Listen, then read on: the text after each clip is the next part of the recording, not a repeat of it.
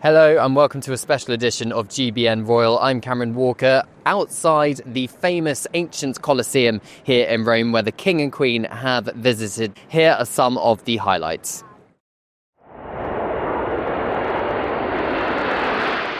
A welcome fit for a king.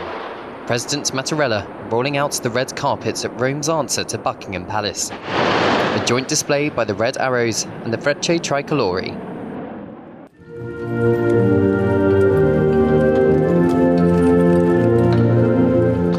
The Guard of Honour, in splendid ceremonial dress. But back in London, the King's son was ready for battle. He's appealing a High Court ruling over the government's decision to downgrade his police protection while in the UK. An unwelcome distraction, but their Majesties remain stoic, laying a wreath at the tomb of the unknown soldier. At the Colosseum, fighting gladiators have been replaced with flocks of tourists, but their Majesties appeared to enjoy the film music as they met school children, waving British flags. I see it because I'm really excited to see the King and Queen. I never thought I could see them. And famous Italian TV presenter Alberto Angela was quite taken by the King and Queen's visit. I met the Queen and the King right in that alley you can see here, just close to that temple of Rome and Venus Felix. Venus Felix is the god of happiness, of love, and I guess for their anniversary, that's the perfect place to be. This is the King's soft power in action, greeting members of the public here in Rome, strengthening relations between Italy and the United Kingdom. Today, the King will hold an audience with Prime Minister Meloni and will become the first British monarch in history to address a joint session of the Italian Parliament, 5 years after Brexit. Cameron Walker, GB News in Rome. Well, the King and Queen are celebrating their 20th wedding anniversary in Rome today on their official state visit. So our royal correspondent Cameron Walker is there. What are we expecting this morning and for the rest of the day on this special day for King Charles and Queen Camilla, Cameron? Yes, welcome to day 3, Bev, of this state visit. You may be able to see this beautiful building on your screens. This is the Villa Pamphili, which is used by the Prime Minister Meloni to host international VIPs, including Prime Ministers, of course, but heads of state. And King Charles is expected to arrive very shortly indeed. And you can see yet another guard of honour here. It smells a lot like horses here, because you can probably see many of them on your screens. Lancieri de Montebello, I'm reliably informed, is what this guard of honour is called. And Lancia means javelin, which is why they are called that particular regiments. But of course, this is the King and his soft power. It's the first time he has had a private audience with Prime Minister Meloni, and we know, don't we, that she has been working with the UK government to tackle illegal migration, as well as work collaboratively on defence. Of course, Italy and the UK, 2 NATO allies, and are working together militarily as in the face of kind of Russian aggression in Eastern Europe as well. So we are expecting the King and Prime Minister Meloni to walk down that red carpet in the next few minutes to inspect the Guard of Honour and then go inside for a private meeting. Now, you may be able to see in the centre of that archway there the Foreign Secretary David Lammy and our UK ambassador to Italy as well, who used to be David Cameron's right-hand man, actually. Now, they, of course, are going to be facilitating meetings going on behind the scenes with their Italian counterparts, because it's those tough political meetings which shore up the relations between Italy and the United Kingdom. Now, I do hear a car engine behind me, which suggests that the King is going to be arriving in the next few seconds. So His Majesty the King and Prime Minister Meloni should be coming on into your screens shortly. But of course, it's a very poignant day for them, isn't it, Andrew and Bev, because it is the King's 20th wedding anniversary, even though Prince Harry is slightly distracting in London with his court case against the Home Office. Cameron, what did they do yesterday evening? Were they treated to a banquet? Not treated to a banquet, they were hosting a reception at the UK ambassador's residence. I was lucky enough to be there, actually. It was the most beautiful garden. There was kind of Italian and British communities there, and the King and Queen were mingling in the beautiful Roman sunshine. And there was lots of canapes on offer, lots of Prosecco, and the King appeared to be enjoying himself. He didn't appear to be losing energy, considering it was such a long day for him. He'd been touring the Colosseum, and he'd had a meeting with the President of Italy as well. But I think the community reception was just kind of a nice, soft bit of engagement. Cameron, we can now see the King with And, Prime Minister His Majesty Meloni. King arriving now.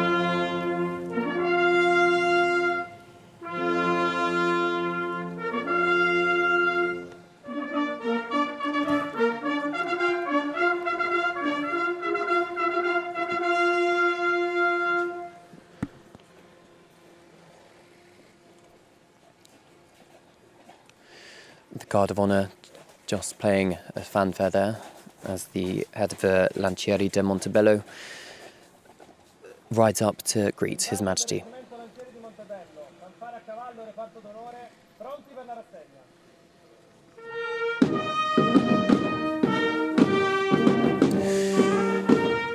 His Majesty being invited by Prime Minister Meloni to inspect this Guard of Honour, walking along the red carpet towards Villa Pamphili, which is used by Prime Minister Meloni to host distinguished VIPs.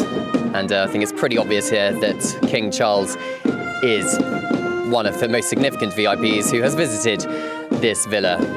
Of course, 18th official visit to Italy, but the first time as head of state. And this is going to be the first private meeting King Charles has had with Prime Minister Meloni. Of course, she was in London just a few weeks ago, working with Keir Starmer to combat illegal migration. Of course, the King not going to be taking part in specific political discussions, but it is this soft power in action, isn't it? Because behind the scenes, behind the King, in that archway, David Lammy, Foreign Secretary, lurking in the wings to take part in political meetings with his Italian counterpart, as the Prime Minister and the King have a private audience. The King and Prime Minister Meloni just posing for the cameras there on the red carpet and are heading inside the Villa Pamphili, a beautiful Roman villa just on the outskirts of the Italian capital in the sunshine.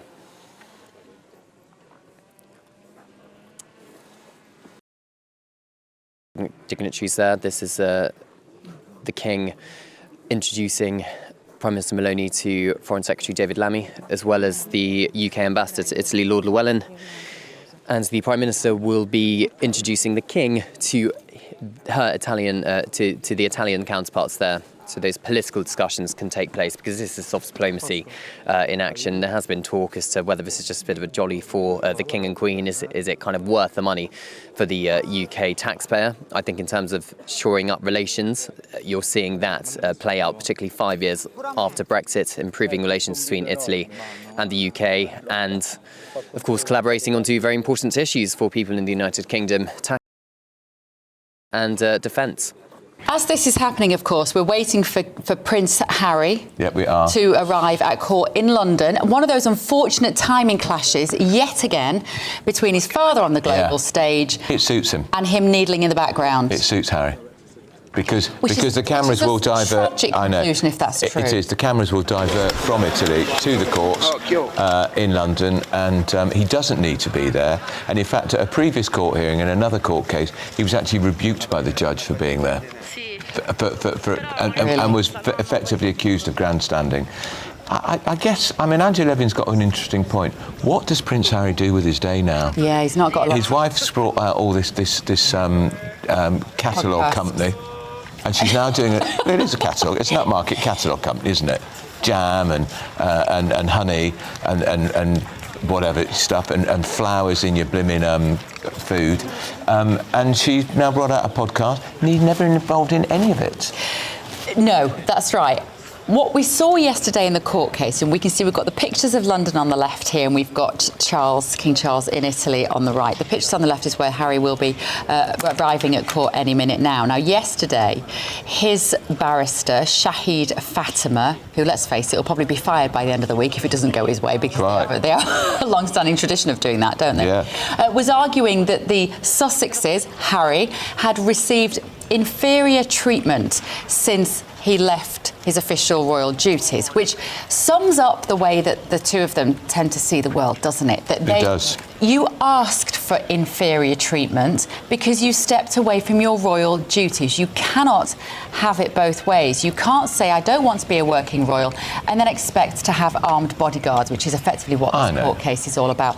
Let's go back to Cameron to see what's happening. And by the way, that podcast host is talking about how to become a billionaire. All the more reason I don't want the taxpayer to have to pay for his protection. Well, let's see what's happening in Italy with King Charles and Giorgia Meloni. Cameron Walker is there on the ground. What a beautiful day for a 20th wedding anniversary, Cameron.